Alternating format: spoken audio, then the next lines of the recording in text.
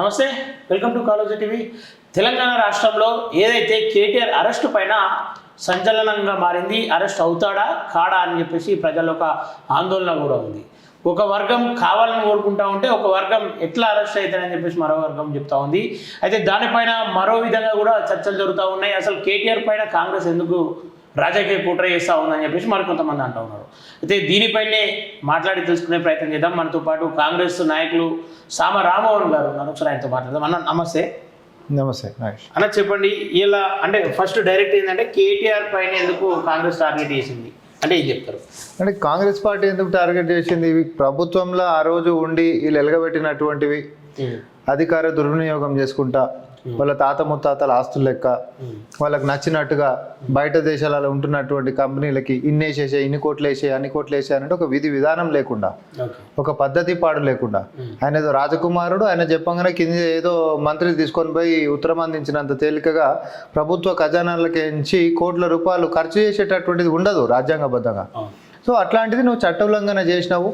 ఈరోజు ఏదైతే అవకతవకలకి పాల్పడ్డావో దానికి ఈరోజు విచారణ ఎదుర్కోవాల్సినటువంటి పరిస్థితి ఉంది. దీంట్లో కాంగ్రెస్ పార్టీ చేసింది ఏముంది?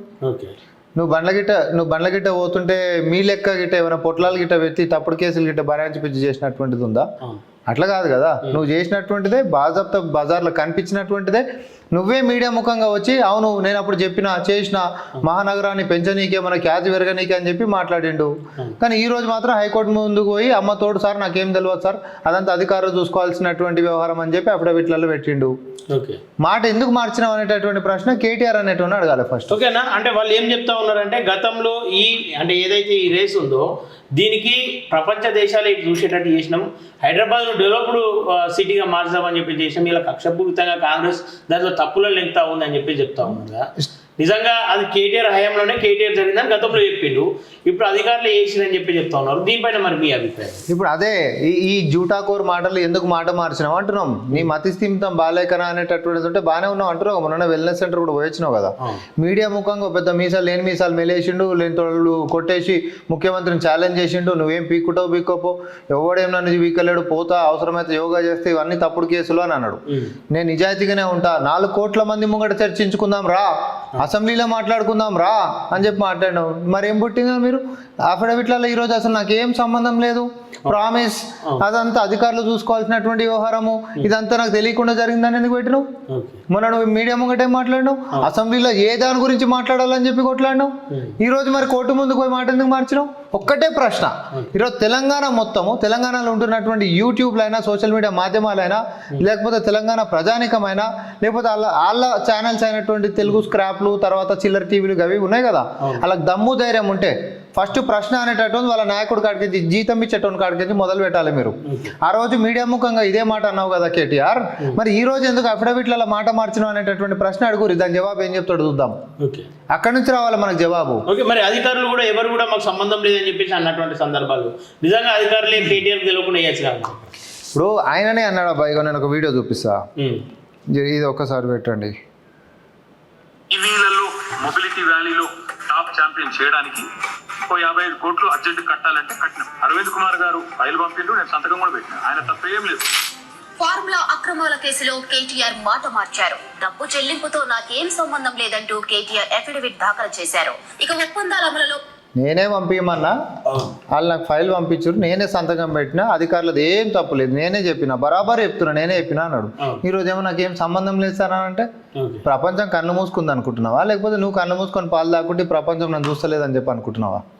నువ్వేందో నీ దుకాణం ఏందో ముందుగానే పసిగట్టినటువంటి ముఖ్యమంత్రి గారు ఆయన గురించి పెద్దగా ఏం మాట్లాడకుర్రి, ఆయన వాడంతా హిట్ వికెట్ కొట్టుకొని పోయేటోడే అని చెప్పి మా అందరికి మీద దిశానిర్దేశం చేసిండు.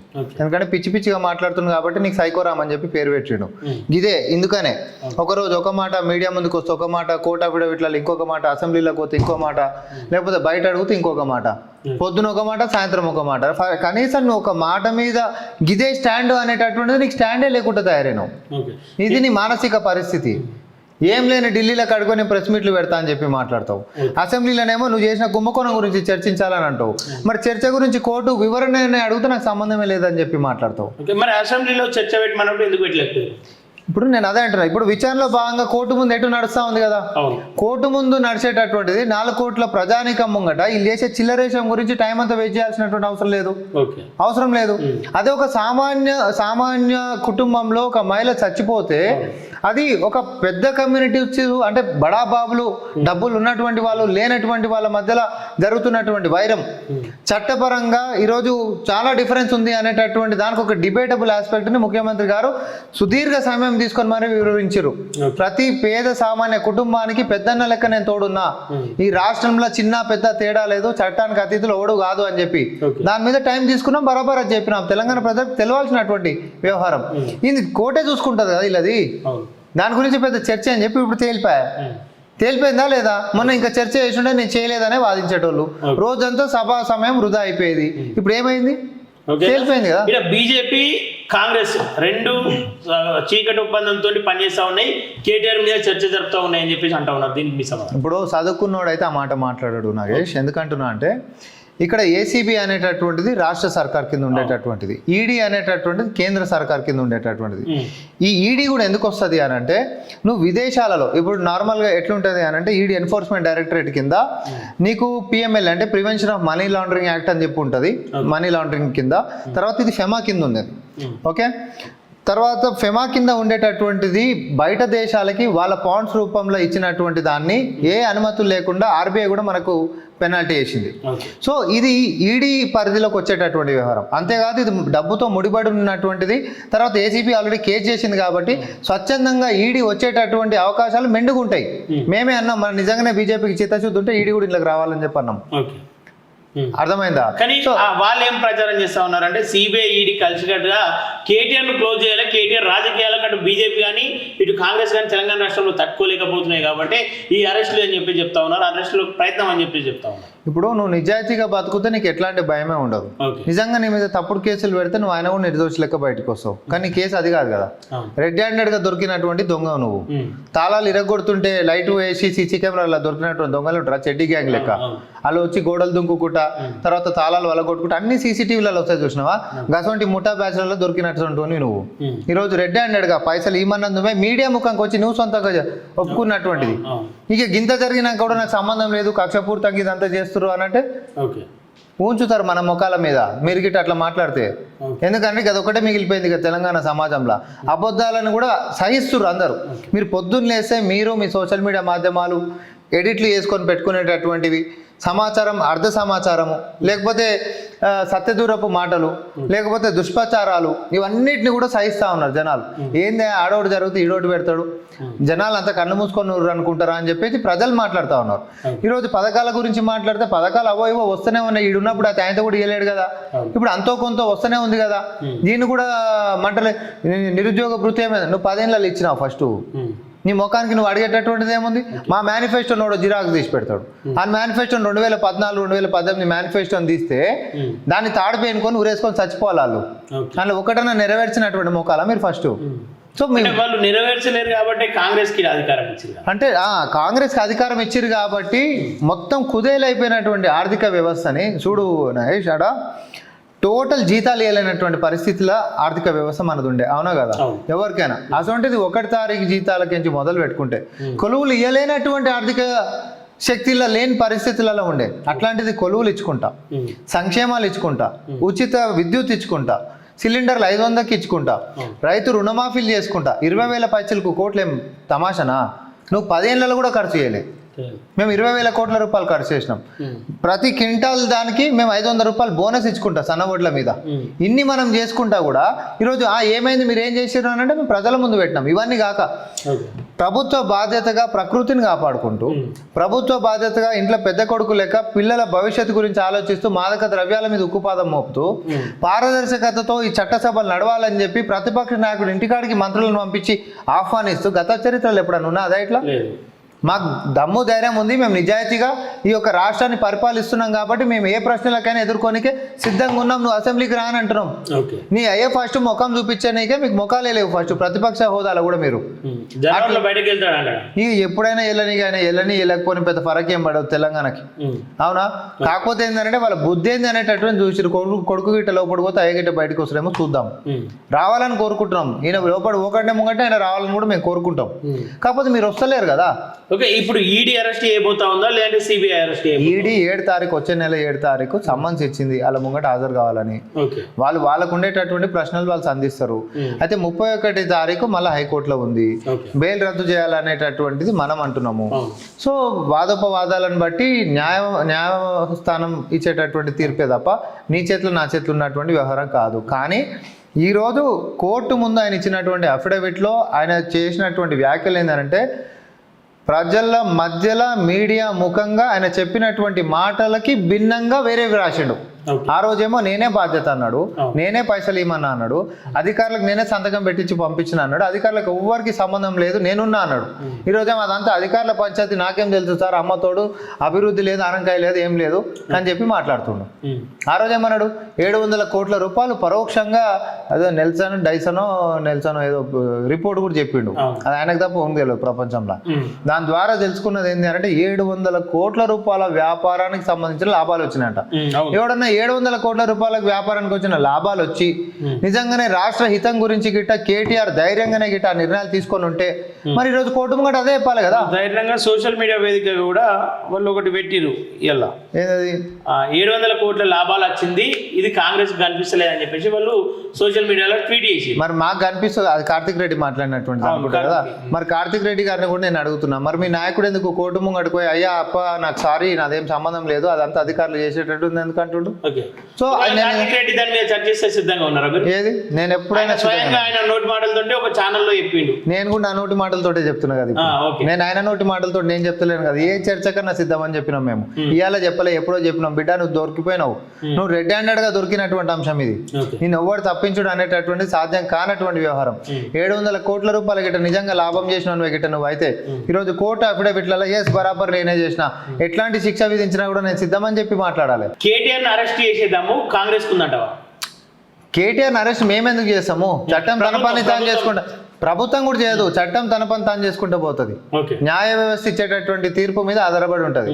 మేము ఒకటే అంటున్నాం, వ్యక్తిగత కక్షపూరిత రాజకీయాలు కాంగ్రెస్ పార్టీ చెయ్యదు, మా ప్రభుత్వం చెయ్యదు. ఇది ప్రజా ప్రభుత్వము, న్యాయము ధర్మము అనేటటువంటి దిక్కు ప్రభుత్వం ఉంటది.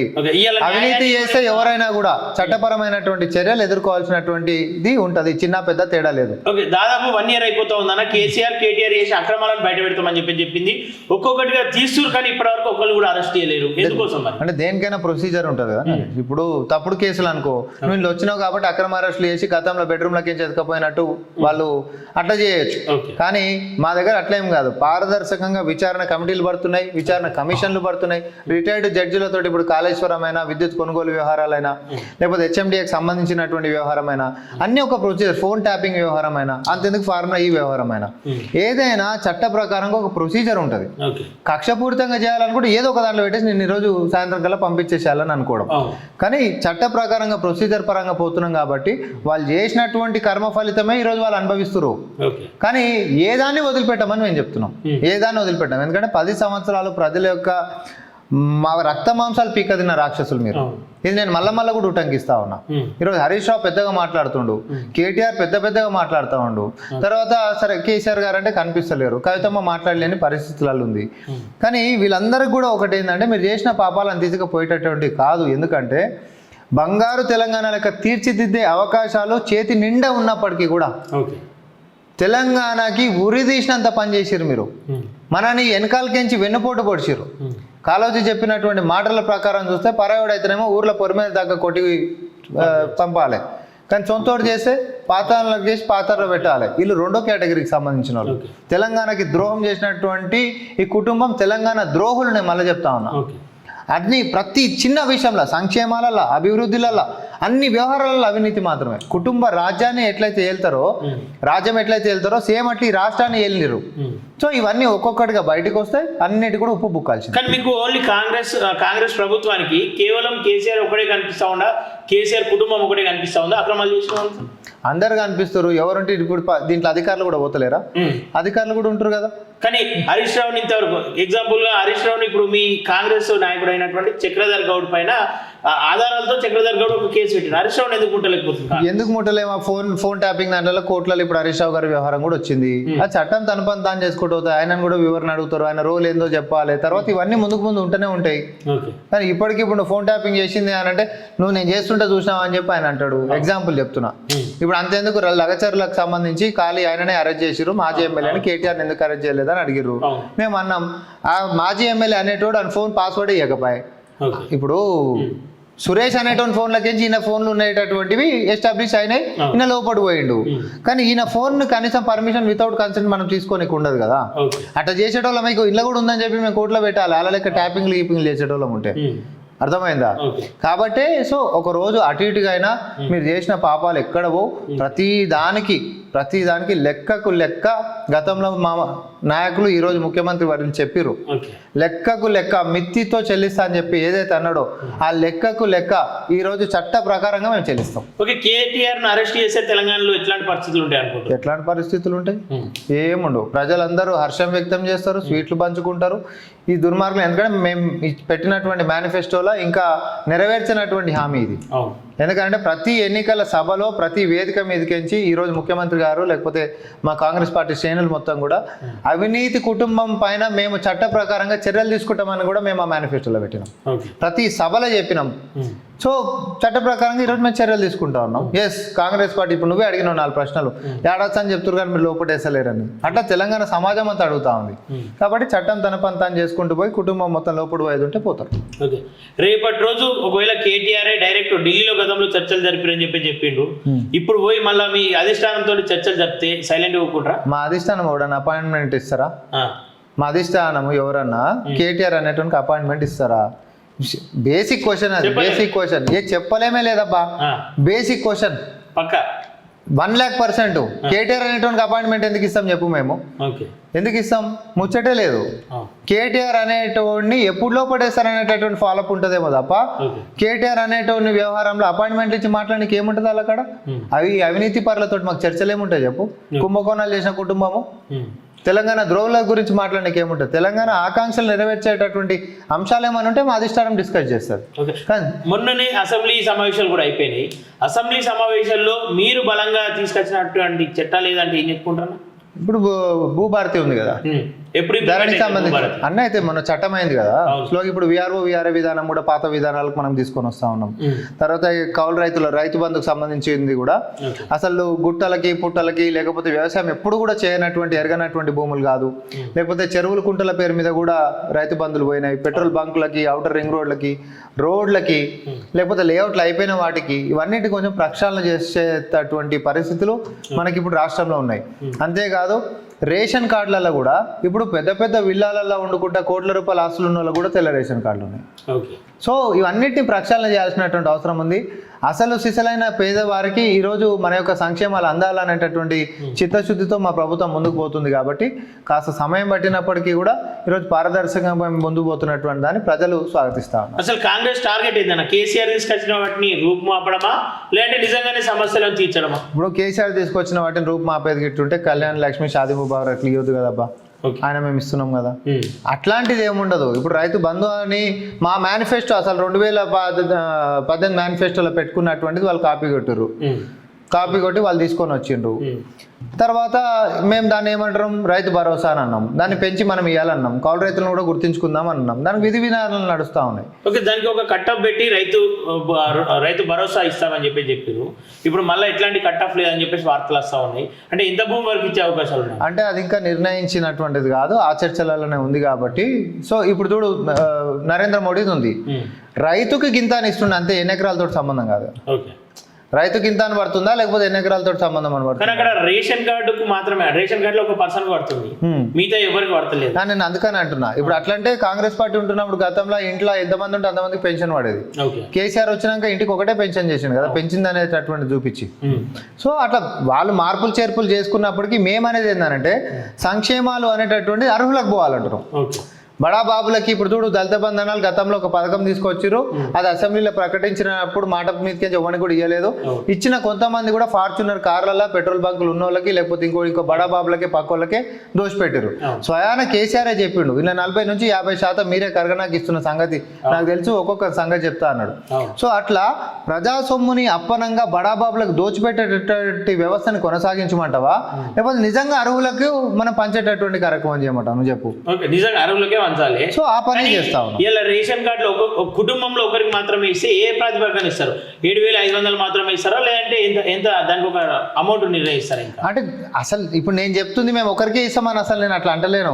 ఎకరానికే వస్తాయి. అదే పోట్రే చేస్తా ఉంది కదా బయట. వాడెంత పోట్రే చేసినా కూడా మేమేమి వస్తాం అనేటటువంటి మీరు భవిష్యత్తులో చూస్తారు కదా. విధి విధానాలు అయితే మేము దాచుకొని చేసేది కాదు కదా. ప్రజల గురించి చేసేది ప్రజల మధ్యలోకి వచ్చి చేయాల్సిందే. లబ్ధిదారులు ప్రజలు ఉండాలి, ఎకరానికి ఇవ్వాల్సిందే తప్ప ఒకరికి గింతనే ఇస్తాం అనేటటువంటి అంశాలకు కాదు కదా. సో ఖచ్చితంగా అందరి మన్ననలు పొందేటట్టుగానే మా యొక్క నిర్ణయాలు విధి విధానాలు ఉండబోతున్నాయి అనేది మాత్రం చాలా స్పష్టంగా చెప్తా. కానీ దయచేసి చివరిగా నా యొక్క విజ్ఞప్తి కూడా ఏంటంటే కాళోజీ టీవీ ముఖంగా కూడా వెన్నుపూసతో నిటారుగా నిలబడి మంచిని మంచిగా చెడుని చెడుగా చూపిస్తున్నటువంటి మీలాంటి ఛానల్స్ అయినా శాటిలైట్ ఛానల్స్ అయినా డిజిటల్ మీడియా అయినా సోషల్ మీడియా మాధ్యమాలైనా వాలంటీర్స్ లెక్క ఉండి ఈరోజు ఇన్ఫ్లుయెన్సర్స్ లెక్క మారినటువంటి వాళ్ళు ఎవరైనా కూడా ప్రభుత్వాన్ని ప్రశ్నిస్తుంది, మేము స్వాగతిస్తున్నాం. పారదర్శకంగా జవాబు కూడా మేము ఇస్తూ ఉన్నాం. అదేవిధంగా పచ్చి అబద్ధాలు ఆడినటువంటి కేటీఆర్ని మరి మీడియా ముఖంగా ఇదే మన అందరి మీడియా ముఖంగా ఆ రోజు చెప్పినటువంటి దానికి ఈరోజు కోర్టులో చెప్పినటువంటి దానికి ఎందుకు మాట మార్చిండు అనేటటువంటి ప్రశ్నతో కేటీఆర్ మాట ఎందుకు మార్చినావు అనేటటువంటి ప్రశ్నతో మీ అందరు ముందుకు పోయి అసలు సిసలైనటువంటి వారి యొక్క నిజ స్వరూపాలు ప్రపంచం ముందు పెట్టాల్సిందిగా నేను కోరుకుంటాను. ఓకేనా, తప్పకుండా దాన్ని మేము అడిగే ప్రయత్నం చేస్తాం బీఆర్ఎస్ వాళ్ళను. ఫైనల్గా కేటీఆర్ అంటే ఏదైతే కోర్టులో పెట్టిండో ఈరోజు నాకు దాంతో సంబంధం లేదు, అధికారులనే బాధ్యత పూర్తి అని చెప్తా ఉంది కదా, అధికారులను అరెస్ట్ చేసే అవకాశాలు ఉంటాయి ఇందులో, లేదంటే కేటీఆర్ని ఎక్స్క్యూజ్ చేస్తారా ఇలా? అట్లా ఉండదు. అట్లా ఇప్పుడు ప్రతి దొంగతనం చేసినప్పుడు రిటర్న్ అన్నగది ఇప్పుడు చెడ్డి గ్యాంగ్లో ఉండి దొరికి CCTVలో వాడి అని వాడు లేదు సార్ నాకు దొంగతనానికి సంబంధం లేదు సార్ వాళ్ళు చెప్తూనే వచ్చిన అంటే అయిపోతుందా? లేదు. మరి అయిపోయాయి. నీ పాత్రనే ఇంకా పెద్దదా, సూత్రధారివే నువ్వాయి, ఈమని చెప్పిందే నువ్వాయి. ఒక అధికారి తలుచుకొని డైరెక్ట్ ట్రెజరీలకించి పైసలు పంపించేటటువంటిది ఉంటుందా? ఉండదు. మంత్రివి నువ్వు, ఈ సోషల్ మీడియానే కొట్లాడింది. మా నాయకుడు అధికారం ఉండదా? మేము మంత్రులము, మేము సీఎం కొడుకులము, చూపిస్తాం సీఎం కొడుకులో, లేకపోతే నువ్వు కేసీఆర్ కొడుకు అయితేంది, నువ్వు మంత్రి అయితేంది, లేకపోతే ఇంకొకరికి సినిమా ఇండస్ట్రీకి దగ్గర ఉంటే మాకేంది. ఎవరు ఎక్కడ ఉన్నా చట్టం అనేటటువంటిది నీకోసం సపరేట్గా లిఖించి లేదు. లేకపోతే రాజ్యాంగంలో ఒక పేజీలో వెనక గిట్ట కల్వకుట్ల కుటుంబానికి ఇవేవి చూడ రావనేటటువంటిది కూడా ఏం లేవు. కాబట్టి మీరు చట్టానికి ఏం అతిథులు గారు, చట్టపరమైనటువంటి చర్యలు మీ మీద ఖచ్చితంగా ఉండబోతున్నాయి. కానీ న్యాయస్థానం కూడా 2 సార్లు ఆయన గడువు పెంచింది. అంటే న్యాయస్థానం అంతా డైరెక్ట్ అంటే ఏదో ఒకటి కేటీఆర్ వైపు పాజిటివిటీ లేకుండానే గడువు పెంచింది అనుకోస్తా. అంటే న్యాయస్థానాన్ని తప్పవడానికి ఎప్పుడు ఉన్నది, ఎందుకంటే అవకాశం ఇస్తుంది. ఎవరైనా అది నేరం చేసినటువంటి వాళ్ళకు కూడా అవకాశం ఇస్తుంది.